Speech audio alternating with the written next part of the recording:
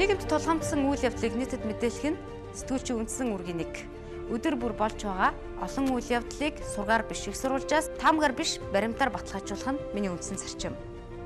Эгэл хүмүүстэй уулзаж тэдний түүхийг сонсох нь миний ажлын ололт.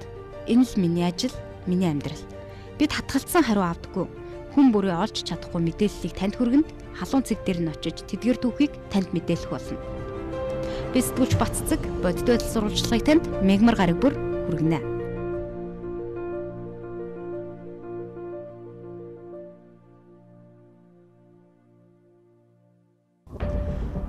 Ууланд ургаж байгаа модыг ухаж аваад улсын нийслэлд авчирч олноор нь булшиж байна гэдэг асуудлын хүрээнд бид өнөөдрийн бодит байдлыг бэлтгэхээр зорж байна.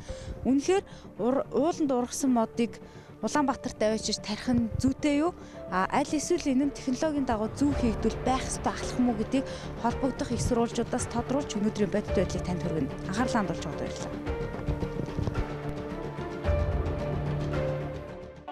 Монгол улсын нийт газар нутгийн хэмжээ 1,566,000 км². Ойгоор бүрхэгдсэн талбай нийт газар нутгийн 7.8%. Ойн арчлагын огтлолт жилд энэ замаар хичнээн мод огтлдог хэсгийг өнөө хүртэл тогтоогоогүй байна. Нийслэлд 2018 онд 2800 нарс мод шинээр тарина. 10 төрлийн 200 мянган гоёлын модыг тарихаар төлөвлөжээ.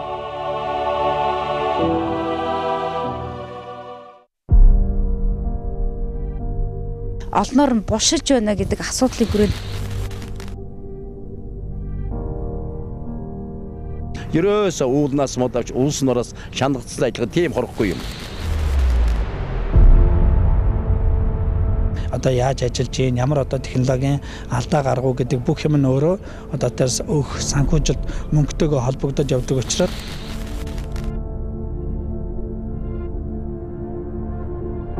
тэгэхээр бид нар энэ ургаад байгаа юмыг ургахгүй байна, болохгүй байна гэж бас хэлж болохгүй. Шалтгаан нь юундаа гэдгийг бид нар судалгаагаар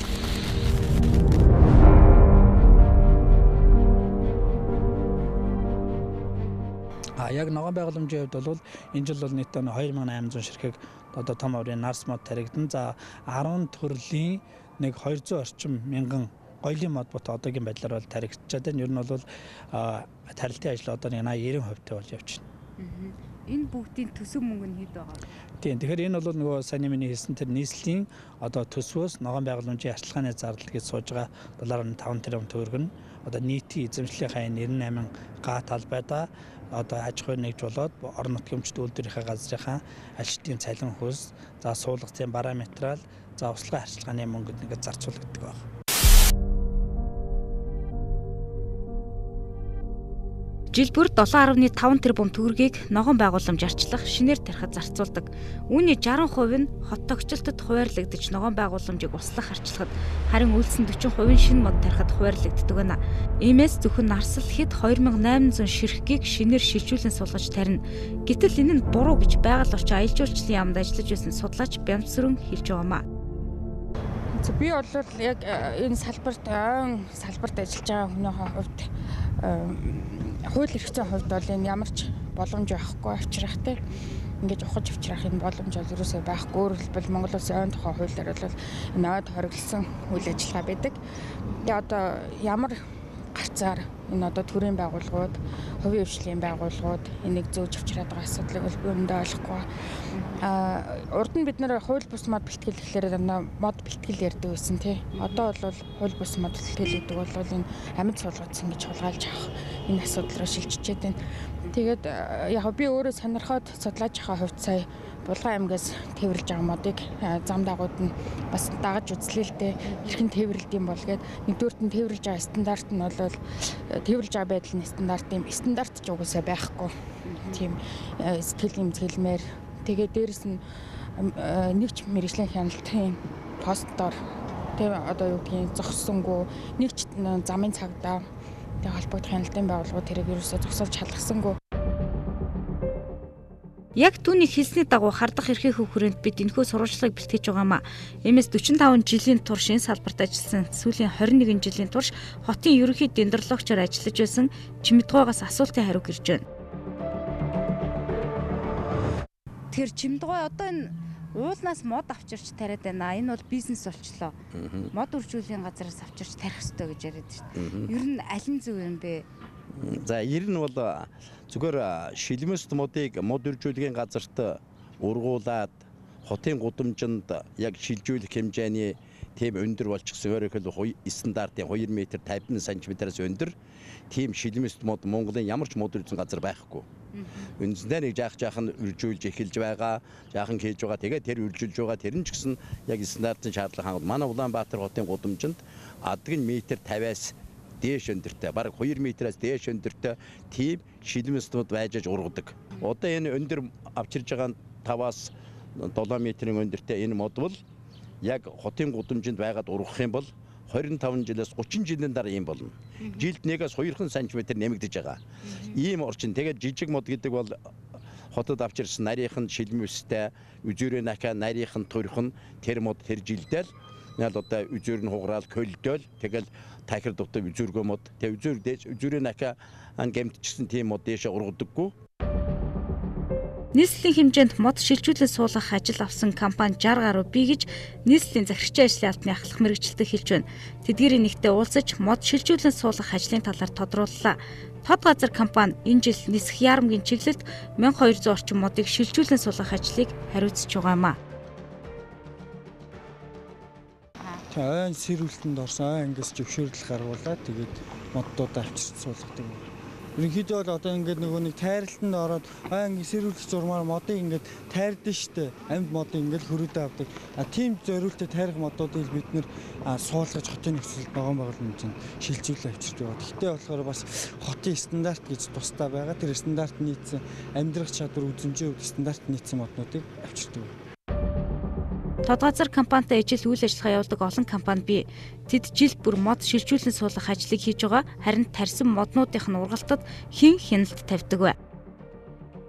Тэр ургалтыг эргээд бас хэрхэн яаж хинж гэнэ? Тэдгээр компаниуд нь бас өөрсдөө арчлаад явж гин үү? Хот давхар хяналт хэрхэн яаж тавьж гэнэ? Тэгээ ер нь бол яг нөгөө 3 жилийн арчлагын ажил хийж байгаа гэрээ байгуулсан гэж ярьлаа. Тэгээ яг энэ том модны компаниудаас гадна одоо манай дээр өнгөрсөн жил гэрээ байгуулсан 74 аж ахуйн нэгж байгаа.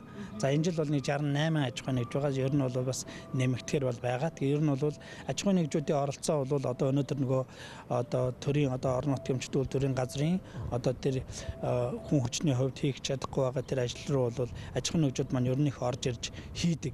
Ер нь бол цаашдаа бол энэ ажлыг бас чанаржуулах нөгөө талаас энэ гүйцэтгэл дээр нь хяналт тавих ажлыг бол захирагчийн ажлын албанаас байнга явуулдаг. Өөрөөр хэлбэл энэ байгууллага 3 жилийн дараа мод бутаа одоо хүлээлгэж өгөх юм гэрээтэй. Нөгөө талаасаа бол тухайн байгууллагууд өөрснийхөө хийж байгаа ажлынхаа гүйцэтгэлийг сар болгон жишээ нь манайдаар авч орж ирээд одоо манайхаас хяналтын 3 төрлийн бас байгууллага ажилладаг байгаа. Тэгэхээр энэ хүмүүс маань талбай дээр одоо яаж ажиллаж гин, ямар одоо технологийн алдаа гаргуу гэдэг бүх юм нь өөрөө одоо тэрс өөх санхүүжилт мөнгөтэйгөө холбогдож явдаг учраас одоо нөгөө талдаа бас буруу зүрх хийсэн байх юм бол бас ингээ хариуцлагын асуудал бас давхар яригдаа явдаг байна. 3800 гаруй модыг сүүлийн 2 жил тарьсан. Энэ жилиг оролцуулахгүйгээр. Тэгээд 11-2 мод өгсөн байна лээ. Энэ бол 99% гайхамшигтай амжилт. Нийслэлд нэг хүнд ногдож байгаа ногоон байгууламжийн талбай 2.4 м², харин нийт ногоон байгууламжийн хэмжээ 35,000 га. Үүнээс 220 га нь хүний гараар бий болсон ногоон байгууламж. Агаарын бохирдол хүн амын нягтрал зэрэгс үүдэн энэ хэмжээг нэмэгдүүлэх шаардлага бий гэдгийг судлаачид сануулж байна. Тэгэхээр ийм хотод нэг хүнд бол 24 м²-аас доошгүй ногоон байгууламж хоногдох хэрэгтэй байхгүй юу? Гэвтэл одоо өнөөгийн байдлаар бид нар бол 3.6 м²-тай сууж байна. Гэдэг одоо бидний агаарын бохирдол энэ хүүхдүүдийн өвчлөлийг хар, эрүүл мэндээ хар тий. Тэгэхээр бид нар яаралтай ногоон байгууламжийн хэмжээг нэмэгдүүлэх зайлшгүй шаардлага байгаа байхгүй юу? Уг нь ийм шаардлагын хүрээнд мод бут шинээр тарьсаар байгаа ч цаваагүй зантай нэгний нөлөөгөөр мод хорогдож ургалт нь зогсох явдал бий. Энэ хотын мод энэ жижиг модны одоо зовлон байна. Энэ жилийн одоо энэ жилийн ургац байна. Одоо жил ургац 800 ургац байна мэт үү?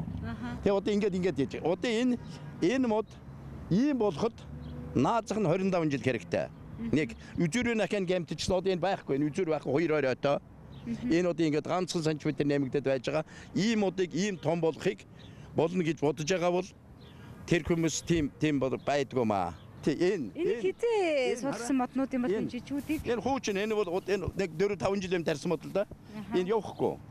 Бэдлийн яаж юм бол хүмүүс гэмтэж байдаг. Хүүхэд энэ жижиг учраас хуглаа ичиж байгаа. Хүүхдүүд. Хүүхэд хөвшөлгөө хуглаа энэ чам аахгүй. Гарал хөрч байвал. Тийм учраас би наазах нь гүний үзүүр хар хөрөхгүй байх. Хүн хөрөхгүй шүү дээ. Тий. Энэ хар.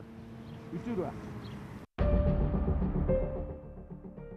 Сошиалс шүүгэж амьдрал дээр талцаж маргахад хүргэсэн гол асуудал уулнаас мод авчирч тариад нийслэлд урах уу албан тушаалтнуудын ашиг сонирхол уу гэдгийг ухаж үзье. Бид сэтгүүлч Баццэг бодит байдал сурвалжлагыг танд мегмар гараг бүр хүргэнэ.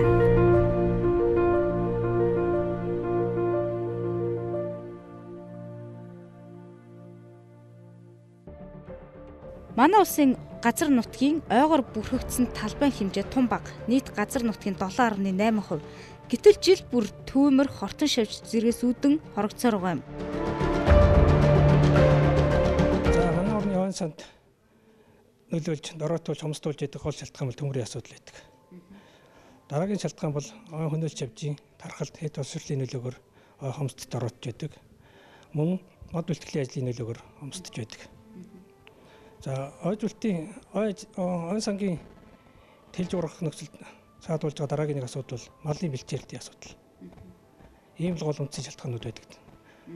Мөн цагуурын өөрчлөлтөөс хамаарат одоо нялх цулцах мод өсөж үржих чадвар бол одоо дороотж байгаа. Яг ийм шалтгаанаас гадна хэд хэдэн тохиолдолд улс төсөв мөнгөө гаргаж ууланд ургаж байгаа модоо огтолдог. Тийм учраас зөв сэрүүлээд авах юм бол бас боломж бий. Нөгөө талаар ой дундуур гарсан өндөр хүчлийн шугам байгаа. Тэрний доотлын модыг бүгдийг авах ёстой. Мод байх ёсгүй. Мөн одоо үргэлжилсэн их ойн дундуур төмрөөс хамгаалах зурвас гаргадаг. Одоо наазах нь хамгийн багадаа 50 м тэгээд 100 м-ийн өргөнтэй. Тэнд нэг ширхэгч мод байх ёсгүй. Яагаад гэвэл төмөр хүрээд ирэхэд дараачийн ойг хамгаалах зорилттой юм байхгүй юу?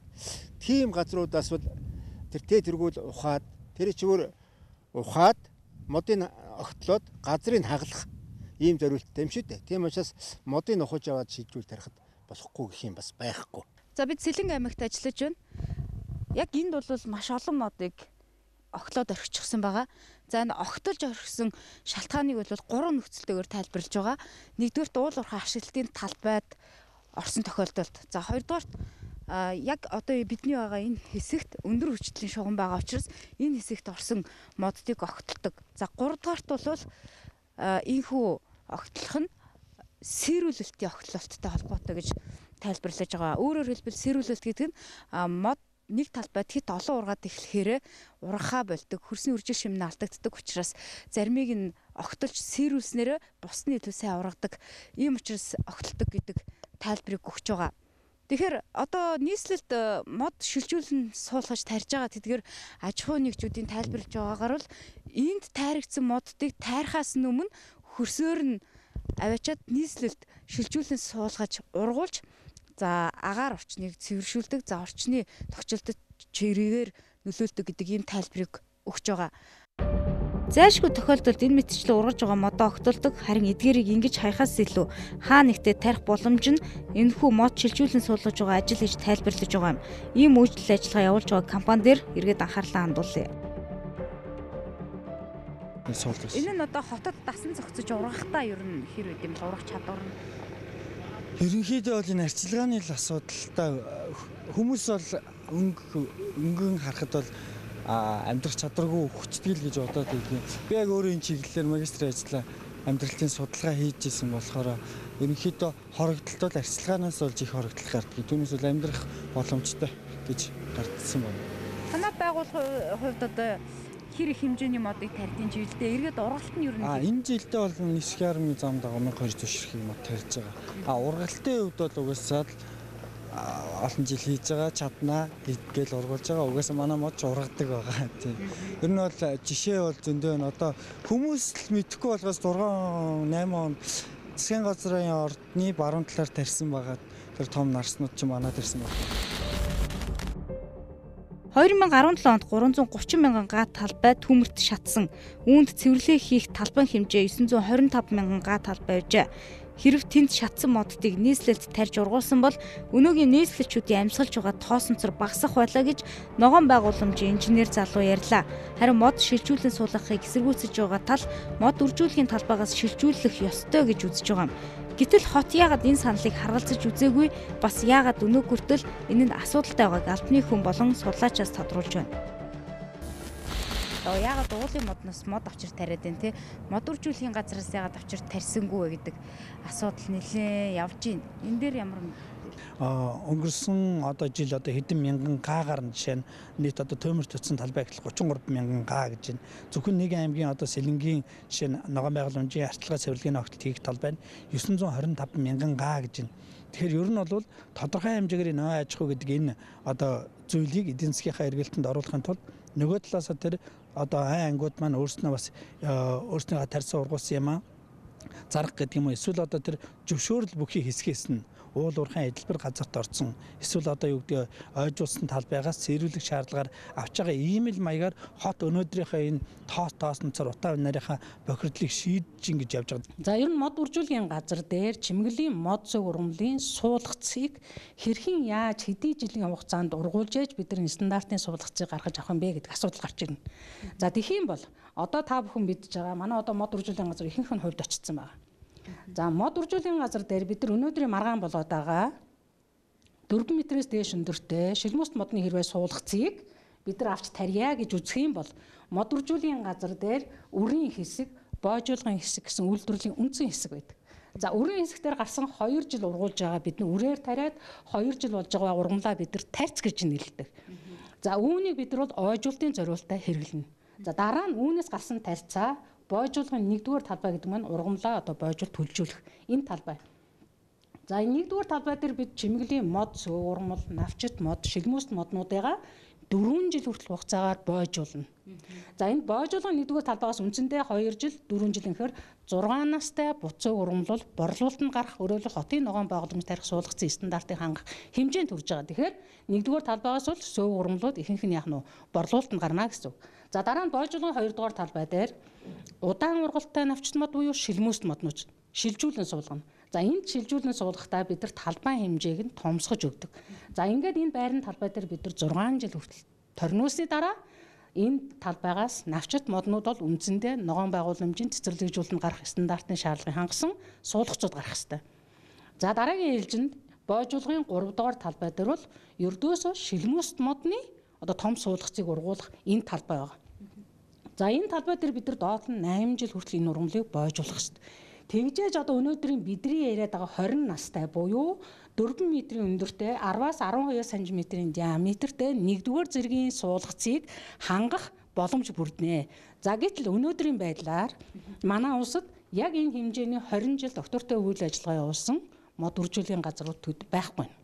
Байхгүй гэж болно. Ихэнх нь манайхаа яаж яах нэхэр хувийн хвшлийнхэн үрийн талбай буюу боожуулгын 1-р талбайгаас л голцоо суулгацуудаа нийлүүлж байгаа. 2-3 явцдаг нөө жижиг мод болгоцмал амьдрах чадвар нь ер нь муудаад байна л гэсэн. Яг хүмүүс болохоор жижиг модыг болохоор амьдрах чадрын хувьд илүү гэж үзээд байдаг. Тэрний юу нэх вэ гэхээр нөгөө нэг мод үржүүлэхийн газрын бизнес яг л нөгөө мод үржүүлэхийн газрын хурдан модоо зарах гэдэг нэг хүмүүс яагаад тийм ойлголт төрүүлсэн ба. Түүнээс л яг бие даасан том мод хамгийн амьдрах чадвартай. Жишээлбэл нялх хүүхэд гаргах нь зөв үү? Тэгээд тэрийг хүн болгох нь зөв үү гэдэг асуудалтай яг наадах чи яг утга бол нийгэм байгаа байхгүй юу? Хүүхэд гаргачаа бид нялх хүүхдийг арчилж хуурайлахгүйгээр тэгээд ямар нэгэн арчилгаа энэ төр хийхгүйгээр л тэр хүн болохгүй шүү дээ. Яг тэрүүнтэй адилхан. Хүүхдийг ингээд төрөөд ихээс нь гараа за чи ингээд хүн бол за нэг хэд хоног бол яг хөө ингээд нэг сүүгээ тэгээд тослогоо мослогоо хуурайлчаа за чигээ хүн бол гээд ингээд хайчвал тэр хүн болж чадахгүй шүү дээ. Яг тэрүүнтэй адилхан байгаа байхгүй юу? Манайхан бол ерөөсөө мод тарих юм уу альва юмыг ургуулах ажил асар хариуцлагагүй ханддаг. Ажлыг чадахгүй байгаа юм шүү дээ. Ер нь үний хэрэг дээрээ залхуураад байна. Ажлыг сураагүй байна. Хариуцлага хүлээх чадвар байхгүй. Шоу хийдэг байхгүй. Мод тарина гэдэг бол сүүлийн үед шоу болж хувирчихдээ шүү дээ. Ой судлаачид мод шилжүүлэн суулгах нь зөв буруу гэдэгт хоёр талцаж иргэд ч мөн сайхан байна гэж магтах хэсэг байхад албан тушаалтнуудын бизнес гэж үндэстэн хоорондоо хуваагдаж байгаа энэ шалтгаан өнөө хүртэл энэ салбарыг хинч анзаарч хяналт зохицуулалт хийгээгүйгээс үүдэлтэй. Наад зах нь салбарын яамд нь ажилд хичнээн модыг шилжүүлэн суулгадаг, хичнээн аж ахуйн нэгжид зөвшөөрөл олгосон гэх тоо баримт байхгүй. Хариуцсан мэрэгжилтэн нь саяхан ажиллаа авсан юу ч мэдэхгүй гэх. Гэтэл ойн тухай хуулиндаа мод шилжүүлэн суулгахыг хориглосон, гэхдээ орон нутгаас зөвшөөрөл авбал болох тухай заажээ. Гэвч хот сууринг цэцэрлэгжүүлэх ногоон байгууламж байгуулах ажлыг холбогдох хуулиар зохицуулна гэж заасан ч ийм хууль яриа төдий байсаар 10 гаруй жил болжээ. Манай улсын нийт газар нутгийн 10 хүрэхгүй хувийг ой мод эзэлдэг. Гэвч ой модтой багахан хэсгээ сэрүүлэхдээ огтлохыг зөвшөөрдөг боловч шилжүүлэн суулгахыг зохицуулсан хууль эрх зүйн орчин байхгүй байгаа нь өнөөдөр нийгэмд үүссэн энэхүү маргааныг дагуулад байгаа дүр зураг байна. Нөгөө талаас энэ хууль эрх зүйн орчин өнөөдөр эдгээр моддыг ийхүү тайрсан хожуул үлдээх, нөгөө талаас эргээд ургахгүй байх энэ нөхцөлийг бүрдүүлж байгаамаа гэдгийг энд дурдах зүйтэй. Үргэлжлүүлээд та бүхэнд холбогдох судлаачид юу гэж ярихыг хүргэе. Энэ бол шаардлагын дагуу огтлогдсон модод шилжүүлэн суулгаад тарьж ургуулахыг зөвшөөрөөгүй тул огтлогдсон модод яг ингэж хаяж орхихоос илүү нийслэлд авчираад тарьж болох байсан гэдгийг энэ чиглэлээр үйл ажиллагаа явуулж байгаа судлаачид хэлдэг. Гэтэл мод үржүүлэхийн талбайд 6 жил ургасан нялх моддыг суулгаж байгаа нь бизнесийн эргэлтэд ботсон аминч зан гэж үзэх биологч 7.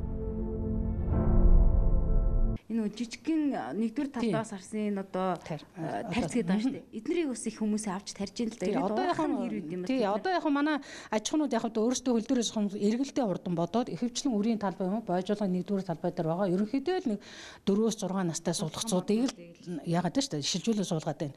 Гэтэл энэ маань яг үнэндээ цэцэрлэгжүүлэлтийн одоо талбайд суух төр том суулгацын шаардлагыг бол сөөгөн дээрч тэр навчит модон дээрч тэр одоо шилмүст модон дээр төдийлө хангахгүй байгаа. Энэ гацуурыг 2001 онд үрийн Новосибирск хотоос Оросын холбооны улсын. Тэнд бол бас Оросын хамгийн сайн чанартай үр байдаг тийм үрийн лабораторитой газар л да. Тэндээс үрийн авчирч байгаль орчны яамны шугамаар авчирсан. Тэгээд энэ мод үржүүлдэг газрууд хуваарлж өгөөд тарьсан. Эхний 2 жил хөлөмжөнд тариад дараа нь гаргаад ингээ бойжуулах гэж нэрлэж байгаа. Бойжуулах талбайд ингээ ургуулж байгаа. Энэ үндсэндээ 17 жил ургасан гацуур 1 м 60 70 болж байна л да. Нарсвал арай түргөө ургана. Гачуурууд арай удаан ургачих. Одоо ингээ хэдэн зуун километрийн цаанаас ачигдаад ирж байгаа зандаа хатаж өрөөд гимтээд үхэж орчихгүй юу? Дөнгөж орж ирээл одоо шууд суулгаад одоо тэнд манай услахааны юм шиг явж байгаа. Суулаа ингээл услаа юм. Ерөөсөө чийг алдагдлаа байхгүй. Уус энэ мод чинь угсаал ууланд услалдаг байгаа. Энэ чийг нь барьж орж ирээд дээрэс нь услаад эхний услаагаа маах ерөнхийдөө бараг л суулгасан даруйд бас 500-аас 800 литр ус бараг орох байх шүү. Мод шилжүүлэн суулгах ажил дөрнөж байна. Харин ургалт нь хэдэн хувь байгааг бид намар иргэн сурвалжлана. Харин 2011 онд хийсэн судалгаагаар моддын ургалт 88.9% байсан гэлээ. Судал шинжилдэг гэж би сонслоо. Тэгэхээр одоо энэ яг энэ уулнаас авчирч тарьсан моднуудын ургалт нь хэдэн хувьтай байна? Үхсэн нь ер нь яг энэ юм 2011 онд би ботаникийн цэцэрлэгт байсан хүн. Ботаникийн хүрээлэн. Тэгж байхдаа манай хүрээлэнгээс энэ анхны мониторингийн судалгааг явуулж ирсэн. За түүнээс хойш уг нь 4 жил тутамд явуулах юм судалгаа байхгүй. Гэтэл манай хийхгүй байжгаад одоо энэ 2018 оны зуны ургалтын хугацаанд арай судалгаа эхлэв. Энэ одоо 5 сарын 25-наас энэ судалгааны ажил эхэлнэ. За энэ судалгаагаар бид нар яг жинхэнэ амьдралтын хувь гэж хэд ямар юм байгаа. Амьдрах чадвар гэж юу байгаа юм. За энэ ургамлуудын гарал үүсэл за энэ дээрээ хэрхэн яаж дасан зогцож ургаж байгаа юм бэ гэдэг дээр тодорхой хариулт өгөх энэ судалгааны ажил өмнөх судалгаанаас эхэлж байгаа. За өмнөх судалгаан дээр бол бид нар 6 оноос 2010 оноос байгууллагын орчны яамны захиалгаар бид нар бас энэ том моднууд анх яг шилжүүлж эхэлж байгаа үед бас нэг маргаан гараад бас нэг судалгаанд гарч ирсэн. За тэгээд үзэхэд бол ерөнхийдөө дунджаар 88.9% та гарсан. Тийм ургалт нь. За зарим газараа бүр яг 20% амьдралттай. Зарим газар ихэнх одоо энэ та бүхэн сайн мэдэндээ одоо ихэнх намны орон сууцуд байна. За хамгаалагдсан нөхцөл зургуулсан байгууллагын гаднах ургамлууд байна тий. Арчилгын саатай газараа л энэ 100% хүртэл зарим объектын дээр ургацсан байгаа байхгүй юу. Тэгэхээр бид нар энэ ургаад байгаа юмыг ургахгүй байна, болохгүй байна гэж бас хэлж болохгүй. Шалтгаан нь юундаа гэдгийг бид нар судалгаагаар л илэрхийлэх хэрэгтэй. За бидний оршин байгаа нийслэл хот өнөөдөр алсаас ямар харагдаж байгааг та харж байна. Маш их хэмжээний тоосонцор өвөлдөө утаатай зундаа тоосчлттай байна гэж бид ярьдаг. Энэ тоосчлтын тухайд аваад үзэх юм бол нарийн ширхэглэх тоосонцор нь хүний үсний нэг ширхэг хялгасыг 60%-ны нэгтэй тэнцдэг бөгөөд хүний амьсгалын замын эрхтнэр дотоод эрхтэнд шилжиж уушигны цулцанд наацснараа амьсгалын замын аливаа өвчлөлийг бий болгодог гэдэг судалгааг судлаачдад бол гаргасан байдаг юм. Нэн төрөнд энэ тоосчлтыг үгүй хийхин тулд ногоон байгууламж модыг бол олноор тарих ёстой. За нөгөө талаас нэг га ой 18,000 шометр агаарыг бол цэвэршүүлж хүчил төрөгч ялгаруулдаг гэдэг ийм судалгаагч албаныхан хэлдэг юм а. Иймийн тулд өнөөдөр нийслэлийн хэмжээнд ногоон байгууламж чухал, харин зөв технологийн дагуу арчилгаа сайтаагаар тарих нь чухал гэж дендрологч нар хэлж байна. Олноор нь булшиж байна гэдэг асуудлыг хүрээд ерөөсөө уулнаас модавч улсын ороос шандагдсан ажиллагаа тийм хорхгүй юм. Одоо яаж ажиллаж гин, ямар одоо технологийн алдаа гаргуу гэдэг бүх юм нь өөрөө одоо тэрс өөх санхүүжилт мөнгөтэйгөө холбогдож явдаг учраас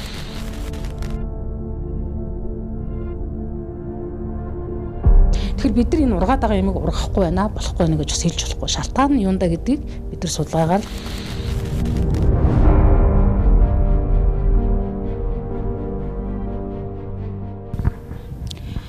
манай улсын нийт газар нутгийн 70 орчим хувийн цөлөрхөг бүс байдаг гэсэн судалгаа бий. Сүүлийн жилүүдэд бэлчээрийн дац хэтэрсэн замун дэлхийн уур амьсгалын өөрчлөлтөөс үүдэлтэй цөлжилт нэмэгдэж байгаа юм. Иймийн тулд бид өнөөдөр байгаль орчноо хайрлах тэр дундаа мод тарих зүй эсийн шаардлага тулгарч байгаа юм. Өнөөдөр бидний оршин байгаа газар нутаг энэ чигтээ ис болчихвол бид цаашид хэрхэн хөө гэдэг асуудал хөндөгдөд тул энэ асуудлыг өнөөдөр бодит байдал хүргэлээ анхаарлаа хандуулсан танд баярлалаа.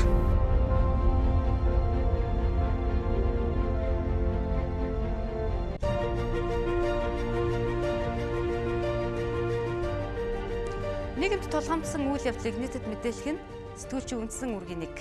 Өдөр бүр болж байгаа олон үйл явдлыг сургаар биш их сурвалжаас таамгаар биш баримтаар баталгаажуулах нь миний үндсэн зарчим. Эгэл хүмүүстэй уулзаж тэдний түүхийг сонсох нь миний ажлын ололт. Энэ л миний ажил, миний амьдрал. Бид хатгалцсан хариу авдаггүй. Хүн бүрээ олж чадахгүй мэдээллийг танд хүргэнд халуун цэг дээр нь очиж тэдгээр түүхийг танд мэдээлэх болно. Би сэтгүүлч Баццэг бодит байдал сурвалжлагыг танд мегмар гараг бүр хүргэнэ.